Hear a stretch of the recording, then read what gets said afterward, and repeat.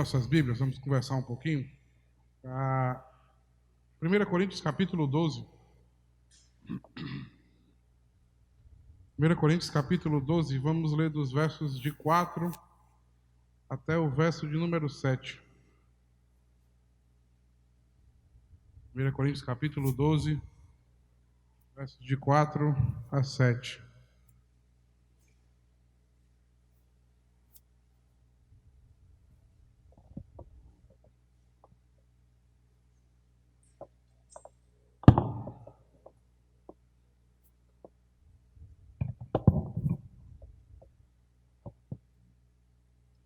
Vamos todos juntos? 1 Coríntios capítulo 12, versos de 4 a 7. Vamos lá? Ora, os dons são diversos, mas o Espírito é o mesmo.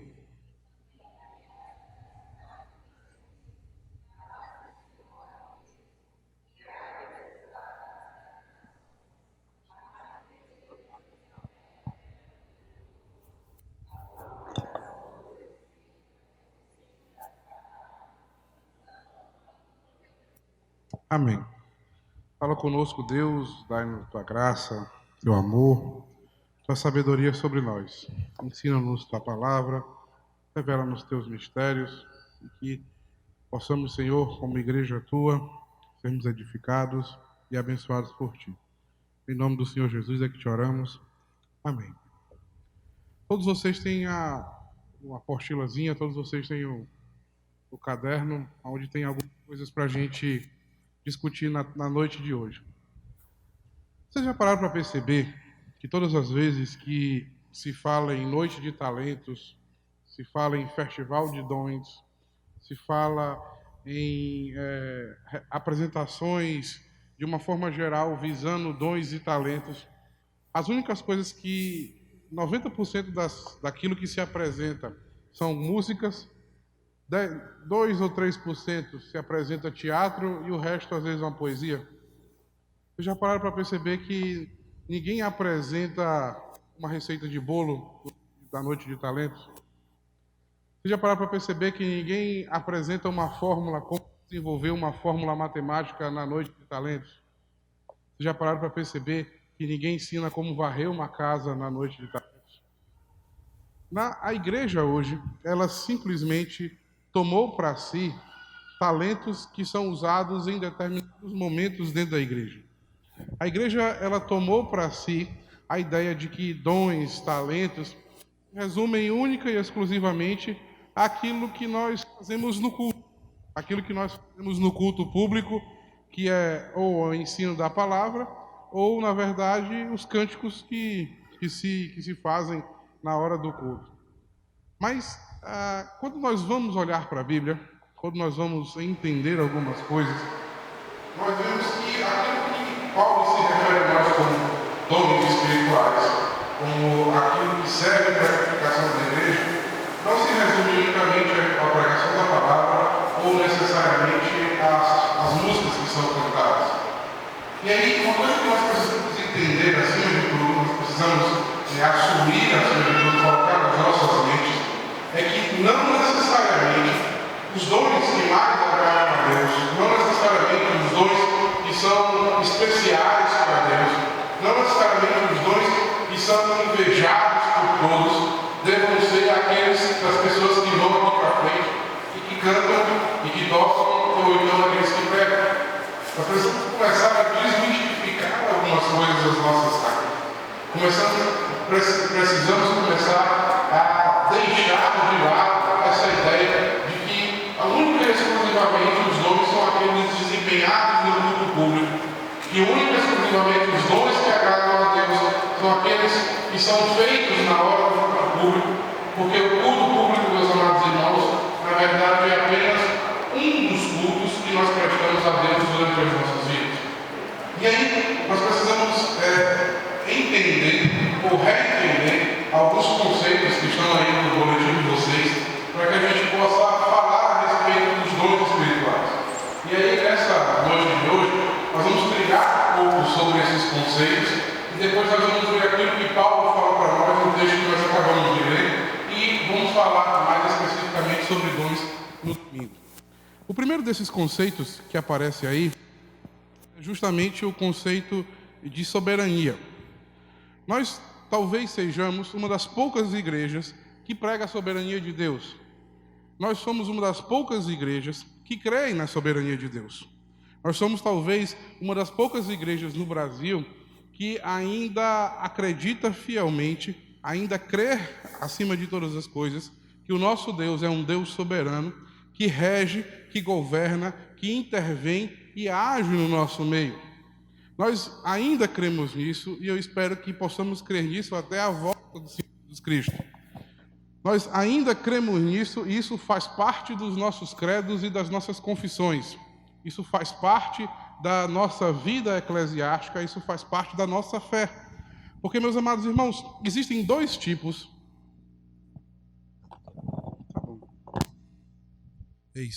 Existem dois tipos de sistema, vamos dizer assim, das pessoas que creem em Deus. Existem aqueles que creem que Deus realmente criou todas as coisas, mas de que o plano de salvação necessita de uma ajuda a Deus. Deus, ele não rege todas as coisas, ele não determina e não tem poder sobre todas as coisas. Existem aqueles que acreditam que o ser humano, ele precisa dar uma ajudinha a Deus, por mais que Deus queira salvar o pecador, por mais que Deus ame o pecador, por mais que Deus faça todos os meios, envie o seu Filho na cruz do Calvário para salvar o pecador, mas o pecador precisa dar uma ajudinha a Deus, dizendo sim ou não a Deus. Esse sistema que muitas das vezes algumas das pessoas creem, se chama sinergismo, que é justamente aqueles que acreditam que existem duas energias que movem o mundo. Existe a Deus como energia primária que move o mundo, mas existe também o ser humano que também rege o mundo. Eu não tenho o meu destino traçado. Deus, ele quer fazer as coisas na minha vida, mas eu preciso deixar Deus fazer as coisas na minha vida. Então, esse sistema que se chama sinergismo, você pode escrever aí, onde tem essa questão de soberania, eles creem, eles acreditam que Deus, apesar de ser soberano, mas o homem tem parte nesse comando de Deus na terra. Deus, ele não decreta todas as coisas, ele não tem poder sobre todas as coisas, porque o ser humano ainda possui um negócio chamado de livre-arbítrio, e ele pode dizer sim ou pode dizer não para Deus. E aí vem justamente a ideia de sinergismos, que são duas forças que regem a terra.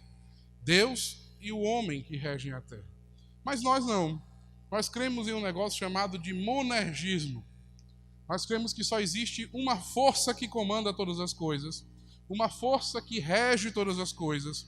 Nós cremos que só existe um Deus que criou todas as coisas, que determinou todas as coisas, que rege todas as coisas, que age em todas as coisas e que comanda todas as coisas. O nosso Deus não só criou todas as coisas, mas ele está no nosso meio através do seu Santo Espírito. O nosso Deus não só planejou todas as coisas, mas ele faz cumprir todas as coisas de acordo com os seus decretos. O nosso Deus não só pensou todas as coisas, mas todas as coisas se cumprem de acordo com a sua vontade, porque nenhum dos planos de Deus podem ser frustrados. O monergismo, que é o que nós cremos, a soberania de Deus, que é o que nós cremos, o que a Bíblia diz para nós, é que Deus criou todas as coisas com um propósito e nada pode fugir ao propósito de Deus. Por mais que você possa achar que você comande a sua vida, por mais que você possa achar que você é quem faz as coisas, mas tudo que você faz coopera para o cumprimento da vontade de Deus. Quer Deus permita, quer não, quer seja um decreto absoluto ou não, nada foge ao controle de Deus. E, meus amados, nós temos essas duas formas de pensar na terra. Nós temos essas duas formas básicas de pensar no nosso meio. Você pode crer que para que Deus haja, o homem pode permitir, o homem precisa permitir, mas isso não é um ensinamento bíblico. Ou você crê que Deus rege, comanda todas as coisas e que todas as coisas são cumpridas de acordo com o propósito de Deus, porque nenhum dos planos de Deus podem ser frustrados, nada do que ele disse que vai acontecer deixa de acontecer, porque tudo, absolutamente tudo, só é feito, só existe e só acontece de acordo com a vontade e de acordo com a mão soberana e poderosa de Deus. Quando nós entendemos isso, quando nós conseguimos compreender essas coisas nas nossas vidas, nós passamos então a pensar a respeito do que é o reino de Deus. Muitas das vezes, muito se pensou, quando Jesus Cristo subiu aos céus, os discípulos morreram, os pais da igreja começaram a pensar o que era o reino de Deus. Os discípulos achavam que o reino de Deus era um reino terreno, que Jesus Cristo havia vindo para libertar os judeus do cativeiro dos romanos, devolver a posse da terra a eles, e então instaurar o reino e Jesus ser o novo reino. O descendente de Davi, a linhagem de Davi, aquele que veio da casa de Davi, haveria de voltar ao trono da casa de Davi. Ou seja, o Senhor Jesus haveria de tomar o reino de César e ele ser o novo soberano. Mas o Senhor passa a nos mostrar uma questão de um reino diferente. Um reino não somente físico, mas também um reino espiritual. E quando os discípulos morrem, Paulo morre e por último João é um dos últimos a morrer, os discípulos dos discípulos, que são chamados de pais da igreja ou apologetas, passam a pensar a respeito de como esse é o reino.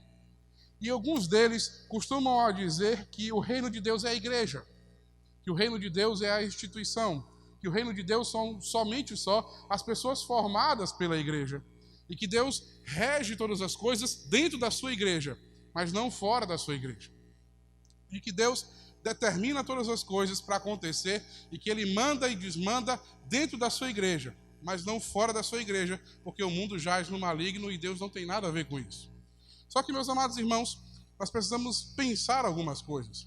Quando nós entendemos o conceito de monergismo, quando nós entendemos o conceito de soberania de Deus, quando entendemos que Deus ele rege todas as coisas, porque Ele criou todas as coisas, tanto as que são santas como as que não são santas, todas elas são criadas por Deus. Quando nós entendemos isso, nós passamos a entender que o reino de Deus não se limita única e exclusivamente à igreja do Senhor Jesus Cristo, mas o reino de Deus se limita a todas as coisas criadas na face da terra ou todas as coisas criadas no universo. Não é à toa que Mateus capítulo 25, do verso 31 em diante, vai nos mostrar que o Senhor Jesus vem como um rei, e ele vem como um rei com a autoridade de julgar aqueles que irão para os céus e aqueles que irão para o inferno. Se ele tem autoridade de julgar os que vão de salvar, de determinar a sentença de perdão para os que vão para os céus e de determinar a sentença de acusação para os que vão para o inferno, o reino de Deus não se limita somente à igreja, mas o reino de Deus se limita a todas as coisas criadas, visíveis ou invisíveis na face da terra. Se você olhar para Gênesis capítulo 2, verso 1, você vai ver que quando Moisés termina de fazer o relato da criação, ele chega e diz que todas as coisas terminaram de ser criadas nos céus e na terra, quer sejam as visíveis ou as invisíveis. O reino de Deus, meus amados irmãos, não se limita única e exclusivamente à igreja, mas o reino de Deus se limita a todas as coisas. A mão soberana de Deus, ela não está regendo única e exclusivamente o seu povo, mas ela rege também aqueles que não fazem parte do seu povo. A mão soberana de Deus, ela não rege única e exclusivamente aqueles a qual o seu Santo Espírito habita, mas Deus, ele rege na vontade de todas as pessoas que também não fazem parte de Deus. Nós temos inúmeros exemplos na Bíblia a respeito disso. Nós temos o caso de Faraó, que Deus endurece o coração de Faraó. Nós temos o caso de Ciro, que era um rei persa que nunca tinha ouvido falar em Yahvé ou Javé, mas Deus o chama de meu pastor, Deus o chama de meu ungido e faz com que ele liberte o povo do cativeiro da Babilônia e traga o povo para Israel. Deus faz com que a jumenta de Balaão possa falar para que ele possa ouvir a mensagem. Deus usa inúmeras pessoas que não fazem parte do seu arraial para que possam cumprir os seus propósitos. Logo, meus amados irmãos, o reino de Deus não se limita à sua igreja. O reino de Deus engloba todas as coisas criadas na face da terra. Colossenses capítulo 17 é uma perspectiva paulina, e João capítulo 1, verso de número 2, uma perspectiva joanina, vai nos mostrar que tanto João como Paulo entendem que Jesus Cristo é o Criador de todas as coisas e nada do que foi feito sem ele se fez. O que significa é que Deus não só cria todas as coisas, como ele rege todas as coisas. E aí, trocando em miúdos, nós podemos dizer que até o inferno faz parte do reino de Deus, e ele é quem comanda o inferno. Não Satanás é um Deus que limita-se a brigar com Deus como se ele fosse o dono do inferno. Não. Quem cria o inferno é Deus, como diz Mateus capítulo 25, que foi preparado para Satanás e seus anjos. Deus cria todas as coisas, Deus rege todas as coisas, e o seu reino são todas as coisas criadas por ele, e ele tem autoridade sobre todas essas coisas. Então nós precisamos entender, meus irmãos, que o reino de Deus não se limita à igreja. O reino de Deus não se limita ao que fazemos aqui. As coisas de Deus, os nossos serviços não se limitam ao que fazemos quando estamos reunidos em um local físico chamado de igreja. Pois o reino de Deus são todas as coisas, e nós somos chamados para sermos cidadãos do seu reino, o que significa cidadão de todos os lugares aonde a mão de Deus poderosa está, ou seja, em todos os lugares. O terceiro conceito que existe aí, que aparece, meus amados, é o conceito de imagem e semelhança. Todas as pessoas, todos os seres humanos possuem a imagem e semelhança de Deus. Quer os sejam salvos ou quer os que não sejam salvos. Todos os seres humanos possuem a imagem e semelhança de Deus, porque todos são criados à imagem e semelhança de Deus. Todas as pessoas, elas têm sentimentos, todas as pessoas têm a capacidade de juntar coisas e criar coisas novas, todas as pessoas têm capacidade de manipular as coisas, todas as pessoas têm capacidade de aprender coisas, todas as pessoas têm capacidade de sentir emoções um pelos outros, a capacidade de vivermos unidos em sociedade, a capacidade de amar, a capacidade de sorrir, a capacidade de ser feliz. Todas essas coisas, meus irmãos, nós herdamos de Deus o que nós chamamos de atributos comunicáveis de Deus. Quer nós sejamos salvos ou quer nós não sejamos salvos. Não é porque você é salvo que você é o ser humano mais inteligente da face da terra, que você tem o maior QI. Porque a inteligência, que é um atributo que nós herdamos da imagem e semelhança de Deus, foi dado para todas as pessoas. Não é porque você é salvo que você será o melhor médico da face da terra. Não é porque você é salvo que você será o melhor psicólogo da face da terra. Não é porque você é salvo que você será o melhor professor da face da terra. Essas coisas são dadas para todas as pessoas. Essas coisas são dadas para todos aqueles que são criaturas humanas de Deus, para aqueles que são criados à imagem e semelhança de Deus.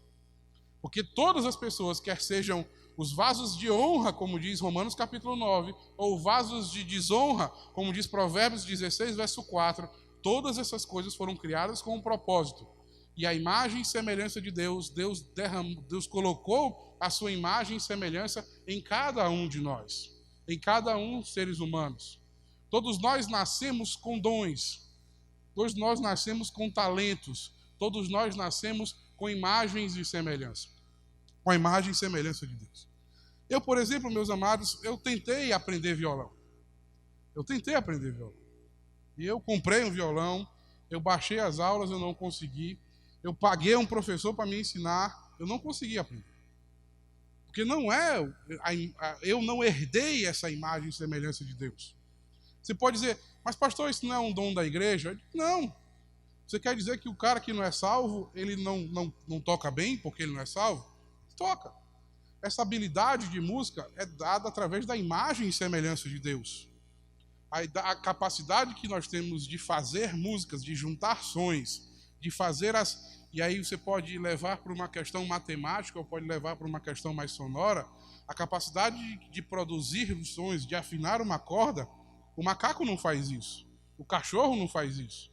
Somente aqueles que são a imagem e semelhança de Deus, que são capazes de criar instrumentos, de criar uma tablatura, de fazer os sons, de fazer a simetria das notas para que possam fazer música. Somente aqueles que são criados à imagem e semelhança de Deus. Eu não consigo fazer isso. Eu posso tentar. No máximo que eu poderei fazer é ser um músico medíocre. Mas eu nunca vou ser um músico de verdade porque eu não tenho esse dom. Eu não herdei na imagem e semelhança de Deus que veio para mim, eu não herdei isso. Isso não me pertence. E não adianta eu chorar e anseiar, invejar os dons daqueles que produzem um som perfeito das cordas de um violão, porque isso não me foi presenteado, isso não me foi dado. Assim como você não pode, você que tem, que herdou de Deus a capacidade de ensinar ou de resolver problemas matemáticos, isso não lhe faz menor do que outra pessoa, porque Deus derramou ou deu através da sua imagem e semelhança talentos, dons, atributos comunicáveis a cada um de nós. A cada um de nós que nascemos justamente com essas predisposições, com essas habilidades para essas coisas. Nós não escolhemos gostar de matemática. Nós não escolhemos gostar de história. Nós não escolhemos gostar de física. Nós não, os nossos pais não nos ensinaram a ter habilidades em informática. Os nossos pais não nos ensinaram a ter habilidades de aplicar uma injeção numa pessoa.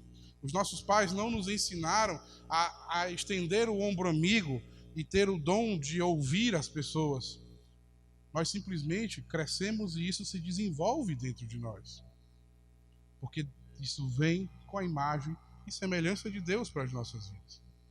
O quarto conceito que aparece aí, meus irmãos, o quarto conceito que nós precisamos definir, além da soberania, além do reino de Deus, além da imagem e semelhança, é justamente o que conhecemos como igreja. O que conhecemos como igreja. Dizer que a igreja é única e exclusivamente isso aqui, talvez seja um dos conceitos mais pobres que possamos pensar. Entender a igreja do Senhor Jesus Cristo como vamos dizer assim, um pedaço de alvenaria com alguns bancos de madeira e alguns instrumentos, entender que isso se resume à igreja do Senhor Jesus Cristo é um dos conceitos mais pobres que nós podemos ter e mais mesquinhos que nós podemos ter. Entender que a igreja, ela somente quando nos reunimos como igreja, talvez seja pior ainda. O que nós precisamos entender é que Deus chamou um povo, escolheu um povo para si. E esse povo, ele chama, conversava ainda agora com o Evangelho Valdemar, ele chama de igreja, ele chama de casa, ele chama de lavoura, ele chama de corpo, ele chama de edifício e ele chama de noiva. O que Deus faz, meus amados, é que desde o dia em que ele criou Adão e Eva, ele escolheu um povo, ele criou um povo para si. Lembra da soberania de Deus, voltando para o conceito de monergismo lá no começo. Deus criou todas as coisas com um propósito. E ele criou o ser humano com um propósito. O propósito de ser a sua igreja.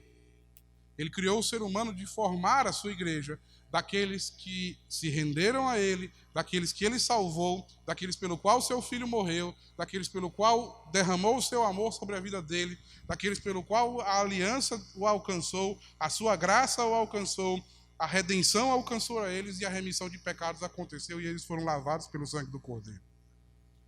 Essa é a igreja do Senhor Jesus. Não necessariamente um nome de uma denominação ou o nome de uma igreja local. Mas a igreja do Senhor Jesus são todos aqueles que confessam que Jesus Cristo é o Senhor, em espírito e em verdade, espalhados na face da terra. Quer estejamos juntos ou quer estejamos separados. Quer estejamos reunidos agora como nós estamos, ou quer seja quando nós estamos nos nossos serviços, quando estamos com os nossos namorados ou maridos, quando estamos com os nossos filhos, quando estamos nas nossas escolas, quando estamos na rua fazendo compras, quando estamos no supermercado, naquele momento nós somos a igreja do Senhor Jesus Cristo. Quer você esteja dormindo, quer você esteja acordado, quer você ache ou quer você não ache, quer você creia ou quer você não creia, você que é salvo é a igreja do Senhor Jesus Cristo aonde ele estiver. Porque você faz parte do corpo do Senhor Jesus Cristo. Então você é a igreja aonde você quiser. Você é a igreja, aonde você estiver. Você é a igreja em todo lugar. Nada, absolutamente nada. Não existe um momento da sua vida que você deixe de ser a igreja. A igreja não é quando nós nos reunimos, a igreja somos nós. Se você está na sua casa, assistindo sua televisão, você é a igreja de Jesus. Se você está na sua escola, você é a igreja de Deus.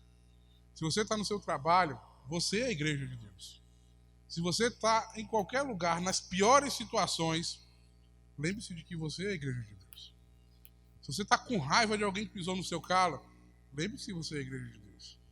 Se você está feliz porque recebeu um aumento de salário, lembre-se que você é a igreja de Deus. Se você está triste porque foi demitido, lembre-se que você é a igreja de Deus. Aonde você estiver, o que quer que você esteja fazendo, o que quer que você, ou talvez você não esteja fazendo nada, você esteja deitado numa rede olhando para o céu, lembre-se que você é a igreja de Deus. Lembre-se que você serve a um Deus que rege todas as coisas, que lhe colocou como cidadão do seu reino, que lhe deu talentos, dons e atributos para que você exerça o seu papel como igreja de Deus. Então, se você está deitado, muito tempo deitado numa rede, talvez você esteja um pouco desconexo da realidade que você está vivendo. Mas lembre-se que onde você estiver, o que quer que você esteja fazendo, você é a igreja de Deus. Mas por que você é a igreja de Deus? E aí vem o nosso último conceito que nós precisamos entender.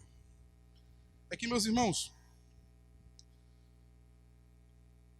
nós fomos abençoados com uma responsabilidade tão grande que no Velho Testamento, tanto o tabernáculo como depois o templo construído por Herodes, construído por Salomão, tanto ele eram chamados de o lugar onde Deus habita. Eram lugares intocáveis. O sumo sacerdote, que era o líder dos sacerdotes, poderia entrar no templo uma vez por ano para levar as orações do povo para Deus. Se esse sacerdote fosse impuro, tivesse em pecado, não tivesse se purificado da noite anterior, esse sacerdote era aniquilado, era morto. Era amarrado nele uma cinta na sua veste sacerdotal, cheia de sinos, porque se os sinos parassem de mexer, é porque ele tinha morrido. E aí puxava o corpo com a corda e enterrava o cidadão. Paulo vai nos dizer que essa naus, ou seja, naus na verdade era o lugar onde habitava o Santo dos Santos. Paulo vai dizer que essa naus, no momento em que o véu se rasga na crucificação e que o Espírito desce sobre a igreja no Pentecostes, essa naus se transforma em você. Ele diz que nós somos templos do Espírito. E o que ele está dizendo é que nós somos naus de Deus. A mesma coisa que era o lugar onde Deus habita, significa que hoje nós somos o lugar onde Deus habita. Ou, mais precisamente, templos do Espírito Santo. E você precisa entender uma coisa. Adoração não é o que nós fazemos aqui. Porque muitas das vezes nós dizemos assim, vamos agora adorar a Deus. Tire isso da sua cabeça. Você é que é o templo do Espírito Santo. Quando você mexe os seus dedos, você está adorando a Deus. Porque você está usufruindo do templo do Espírito Santo. Quando você mexe a sua cabeça para olhar para alguma coisa, você está adorando a Deus. Quer seja de uma forma santa ou quer seja de uma forma profana. Quando você usa o templo do Espírito Santo, e aí não é seu, você precisa entender isso. Paulo vai nos dizer muito claramente que ele nos comprou e nos comprou com um alto preço. O preço não foi barato. E a palavra que ele usa lá, de alto preço, a palavra preço que ele usa no original, é a mesma palavra de Deus ir comprar alguma coisa na feira. Foi pago mesmo, foi pago com a vida, com a humilhação do Cristo. Foi pago para que eu pudesse, para que você pudesse, para que nós pudéssemos ser templos do Espírito Santo. E o que é bem interessante, meus irmãos, é que eu acho que muitas das vezes o corpo é meu. E o corpo não é meu. O corpo pertence a Deus porque Ele comprou este corpo. Para que o seu espírito pudesse habitar em mim. E eu pudesse ser selado como assim foi selado os umbrais da porta no Egito, para que o anjo da morte não passasse e matasse os primogênitos. Assim também eu fui selado com o selo do Espírito Santo e com o sangue do Cordeiro. A marca de Cristo. E meus amados, eu passo a ser o templo do Espírito Santo. Então, eu adoro a Deus, o que significa que se eu andar fazendo coisas que não são devidas de um cristão, eu estou profanando o templo do Espírito Santo. Por isso, tome cuidado quando você se esconde para fazer as coisas, porque você não se esconde do Espírito que habita em você. Tome cuidado quando você acha que não tem ninguém enxergando você fazendo as coisas, porque Deus está habitando em você e Ele sabe o que você está fazendo. Tome cuidado com o que você faz com o seu corpo, porque o seu corpo é o templo do Espírito Santo. E o seu respirar, o seu viver diário, o seu viver cotidiano é adoração a Deus, porque você é o templo do Espírito de Deus. Quando você dorme, você está adorando a Deus, descansando para o serviço de Deus. Quando você come, você está adorando a Deus, porque está recompondo as energias para o serviço de Deus. Quando você vive para adorar a Deus, porque o templo do Espírito Santo é você. E aí nós precisamos tirar a ideia de que eu adoro a Deus única e exclusivamente quando o pastor começa a liturgia, ou quando o dirigente começa a liturgia, e quando eu saio daqui, eu simplesmente paro de adorar a Deus. É quando muitas das vezes, meus amados, nós cantamos músicas que dizem: quando estou em tua presença, dá vontade de pular, de cantar. Quando é que eu não estou na presença de Deus, se Deus habita dentro de mim? Quando? É quando eu, por exemplo, chego e começo a dizer: vamos agora vamos agora adorar a Deus, um momento de adoração a Deus. Eu vivo um momento de adoração a Deus, porque eu sou a verdadeira personificação da adoração a Deus. Então eu preciso desconectar essa ideia, tirar essa ideia da minha cabeça de que a imagem e semelhança de Deus se resume a cantar, a orar e a falar bonito. Eu preciso tirar essa ideia da minha cabeça de que eu só adoro a Deus dentro da igreja. Eu preciso tirar a ideia da minha cabeça de que o reino de Deus é a igreja. Eu preciso tirar a ideia da cabeça de que Deus não manda lá fora. Eu preciso tirar essa ideia da cabeça de que eu preciso ser cristão somente debaixo dessas quatro paredes. Eu preciso tirar a ideia da minha cabeça e entender que eu sirvo a um Deus que rege, comanda e manda nesse mundo, e que Ele me dotou de dons para que eu possa trabalhar para Ele no reino da sua glória, no seu reino, que é todas as coisas que foram criadas por Ele, para que eu seja a igreja e eu possa adorar a Ele com a imagem e semelhança do que Ele me deu. Estão entendendo isso ou não estão entendendo isso? Por isso, quando você fala em dons, meus irmãos, esqueça a música de lado. Esqueça falar bonito de lado. Que nós conhecemos muitos oradores que falam bonito. E você não precisa ser crente para falar bonito. E pare para entender que Deus, através da imagem e semelhança dele que lhe foi dado, Ele lhe dotou de habilidades, de dons, de talentos, como você quiser chamar, para que você possa ser igreja no reino dele, aqui dentro e lá fora, e edificar a igreja dele. Não a sua igreja, a igreja dele. Estão entendendo isso ou não? Tranquilo? Deu para entender esses 5 conceitos aí? Deu para rever isso na cabeça de vocês? Tá beleza? Alguém quer perguntar alguma coisa? Alguém quer dizer alguma coisa?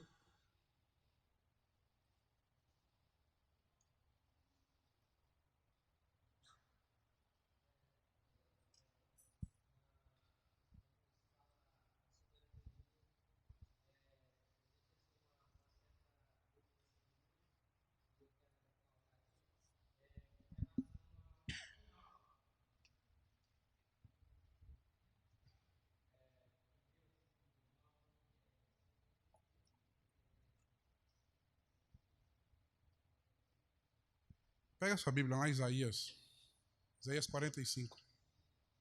Olha lá.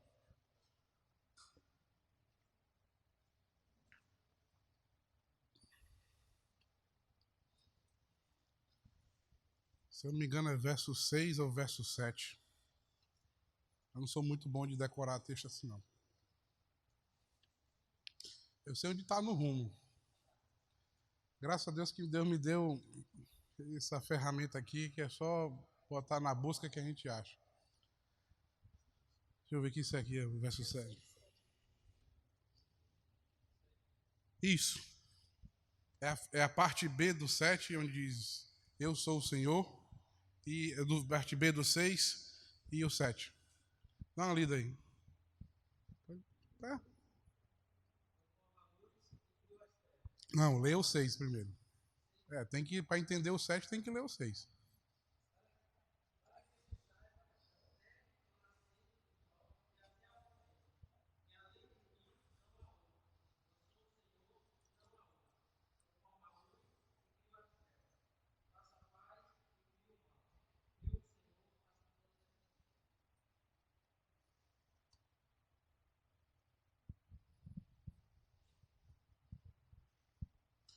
Você quer discutir com Deus ou que você quer aceitar o que Deus faz? Eu costumo dizer que Deus não é o autor do mal. Ele não colocou o mal no coração de Lúcifer. Muito menos o mal no coração de Eva ou de Adão. Mas Deus estava no controle quando o mal passou a existir. Nada fugiu do seu controle. Os seus planos não foram frustrados. Ele não é a razão primária do mal, mas ele estava no controle da existência do mal. Certo?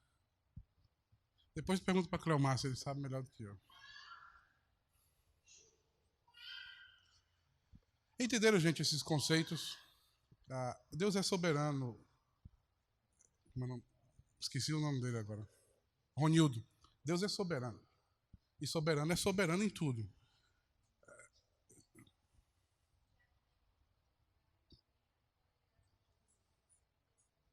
Uhum. Porque, como é que eu vou citar Santo Agostinho?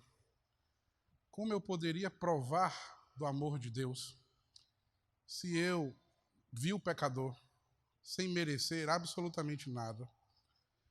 Deus se faz carne, se faz uma substância informe, se faz um neném que não consegue comer com as próprias mãos, que não consegue limpar as suas próprias fezes. Deus se transformou nisso. Um Deus que era onipotente, onipresente, onisciente, soberano sobre todas as coisas, infinito, simplesmente se transforma em algo finito e morre na cruz do Calvário por mim, sem eu merecer. Eu não merecia isso. Eu não mereço isso. Mas Deus fez isso por mim. Santo Agostinho diz que se não houvesse o mal e o mal não nos tivesse feito pecar, eu não provaria desse amor. Logo, no final de todas as coisas, aquilo que era mal se transformou num bem. Aquilo que era morte se transformou na vida.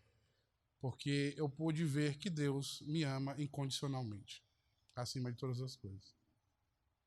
É dessa forma que eu compreendo. Deu para entender? Bom, gente, mais alguma coisa?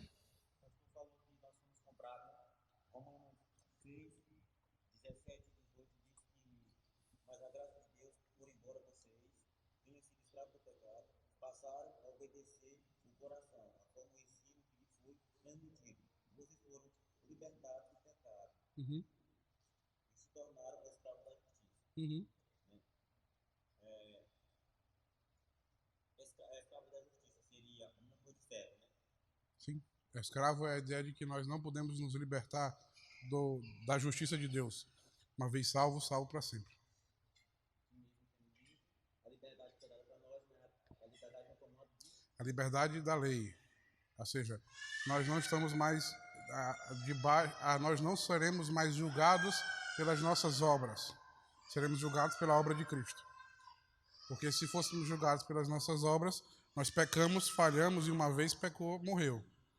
Cristo não. Nós somos substituídos pelo sacrifício de Cristo, que se faz justiça e imputa justiça nas nossas vidas.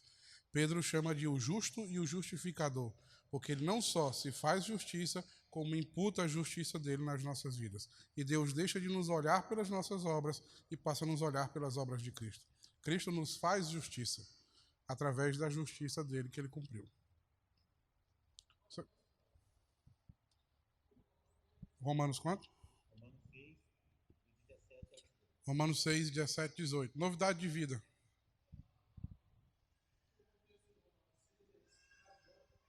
Isso. E passamos a ser agora atrelados à justiça de Deus.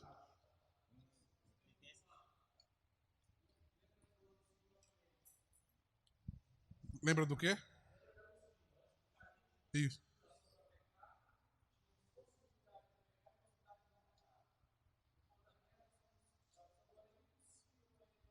Não há o livre-arbítrio.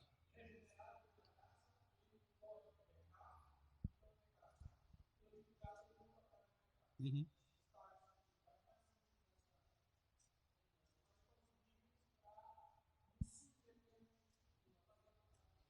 E isso não pode ser tirado de nós mais.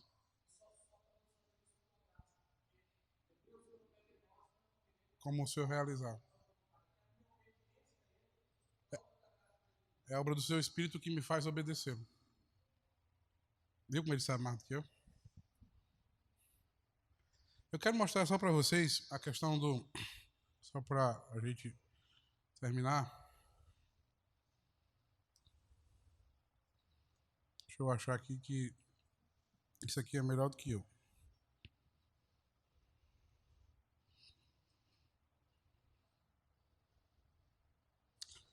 Romanos, 1 Coríntios capítulo 6, versos 19 e 20.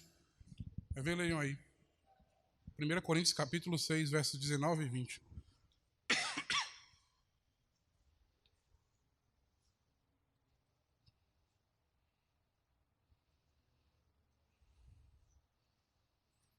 Olha o que ele diz.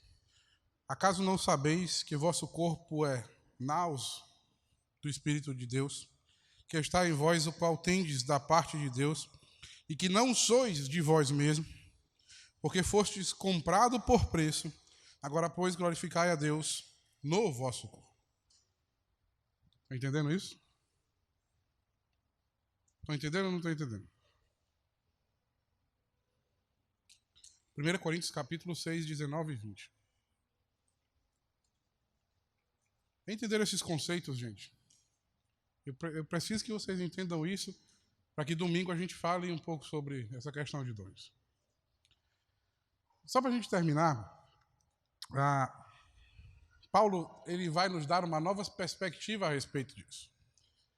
Quando Paulo vai descrever os utensílios do templo, quando Paulo vai escrever os utensílios do templo, as pessoas que trabalhavam no templo, os sacerdotes, os levitas, e aqueles que faziam parte da administração do templo, quando Paulo vai se referir a nós, apesar de usar a mesma expressão de templos do Espírito de Deus, onde lugar onde Deus habita, Paulo não usa nenhuma expressão, ele não traz consigo nenhuma expressão daqueles que trabalhavam no templo para essa nova perspectiva da igreja do Senhor Jesus Cristo. Não há nenhuma palavra que ele traz consigo. E aí a gente precisa começar a desmistificar também alguns conceitos de levita, de sacerdote, dessas coisas. Não é porque você canta que você é levita. Se você é levita, se fosse ser do jeito que era antigamente, você tinha que viver 24 horas no templo. Você era um funcionário do templo. Você não tinha salário. Os levitas não tinham salários. Os levitas viviam das ofertas. E era oferta. Se tinha, tinha. Se não tinha, também não tinha. Os levitas comiam daquilo que o povo trazia para eles comerem. Então, levita não é o que canta. Levita é o que trabalha. Levita é o que varre o chão. Levita é o que apaga a luz, limpa a luz. Esse era o levita. E também cantavam. os da tribo de Levi. Então, você precisa Paulo desmistifica essas coisas. Ele diz, a igreja do Senhor Jesus, ela é diferente. Porque a igreja do Senhor Jesus, ela não é formada por um templo, ela é formada por vários templos. A igreja do Senhor Jesus, o lugar onde Deus habita, deixa de ser um só lugar e passa a ser onde todos o seu povo está. Por isso é que onde eu estou, no lugar do reino que Deus me colocou, lá está o templo do Espírito Santo. Lá é o lugar de adoração, lá é o lugar de santificação. Eu preciso entender que o lugar onde eu piso é santo porque eu sou santo. Paulo desmistifica essa ideia de templo e passa a usar a ideia de que nós somos o templo. Ele dá uma nova perspectiva para a igreja de Cristo. Não mais o templo de Jerusalém, não mais o tabernáculo, não mais um lugar físico, um lugar estático, um lugar parado, mas agora um lugar dinâmico que sou eu. Eu sou o templo de Deus. O Senhor me comprou por um preço caro pra caramba. Me comprou para que eu glorifique a Deus com o meu corpo. Eu sou o templo. Não mais o lugar, mas a pessoa. E Paulo usa isso aí. Vamos ver uma musiquinha? O Arno vai botar uma musiquinha para nós, para a gente encerrar. E a gente, domingo, espero que vocês venham, a gente discute mais um pouquinho a respeito dessas coisas.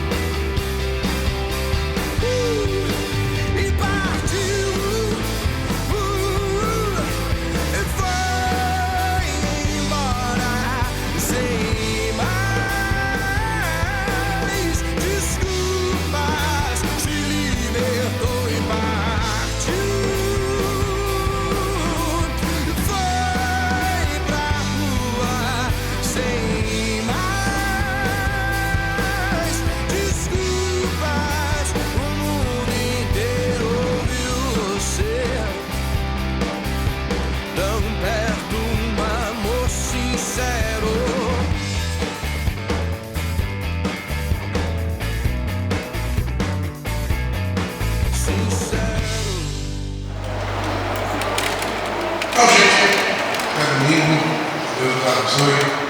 Guarde. Não esqueça. Pega teu dom, volta na tua história e vai servir a